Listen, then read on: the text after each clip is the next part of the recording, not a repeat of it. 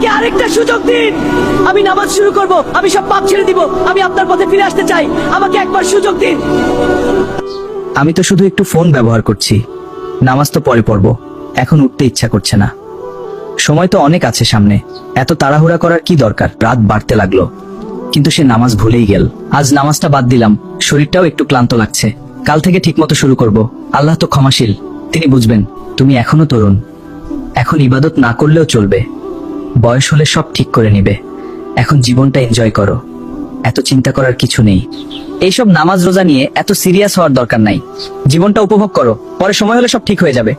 এখন মজা করাই আসল। কিন্তু এটা কি ঠিক হবে? আজান হচ্ছে ঠিকই, কিন্তু এখন উঠতে ইচ্ছা করছে না, একটু পরে পড়বো। আল্লাহ তো জানেন আমি ইচ্ছা করে বাদ দিচ্ছি না, পরে পড়ে নিব। একটা নামাজ না পড়লে কি এমন হবে? সবাই তো মাঝে মাঝে মিস করে, আমি একা না। কাল থেকে ঠিকমতো শুরু করব। আজ একটু রেস্ট নেই। ভিতরে ভিতরে একটা অপরাধবোধ তাকে কষ্ট দিতে লাগলো। আগে আমি নিয়মিত নামাজ পড়তাম, এখন কেন জানি আর মন চায় না। আমি কি ধীরে ধীরে আল্লাহ থেকে দূরে চলে যাচ্ছি? আমি কি সত্যিই সুখে আছি? এত কিছু করার পরেও কেন শান্তি পাচ্ছি না? মনে হচ্ছে কিছু একটা হারিয়ে ফেলেছি। রাত যত গভীর হলো তার অস্থিরতা তত বাড়তে লাগলো। আজ খুব অস্থির লাগছে, বুকটা কেমন চাপচাপ করছে, মনে হচ্ছে কিছু একটা ঠিক হচ্ছে না। হয়তো ঘুমালেই সব ঠিক হয়ে যাবে। ঘুমানোর পর সে এমন এক জায়গায় পৌঁছালো যেটা তার জীবনের মোড় ঘুরিয়ে দেবে। আমি কোথায় চলে এসেছি?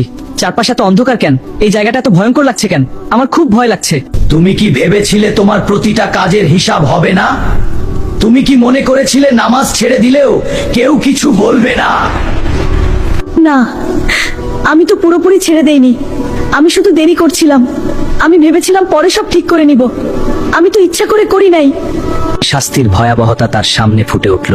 শয়তান তোমাকে বলেছিল, কিন্তু সময় তো শেষ হয়ে যায়। যখন মৃত্যু আসে তখন আর ফিরে আসার সুযোগ থাকে না। হে আল্লাহ, আমাকে আরেকটা সুযোগ দিন।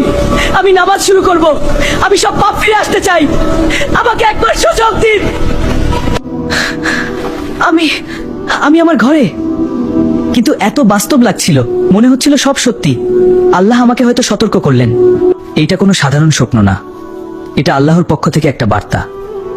আমি যদি এখন না বদলাই তাহলে আমার শেষটা খুব খারাপ হবে। অনেকদিন পর সে নিজে থেকেই নামাজের জন্য দাঁড়ালো।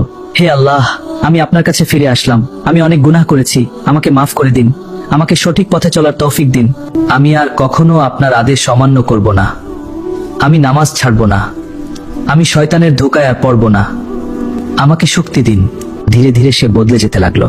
শয়তান সবসময় ছোট ছোট পাপ দিয়ে শুরু করায়, তারপর ধীরে ধীরে মানুষকে পুরো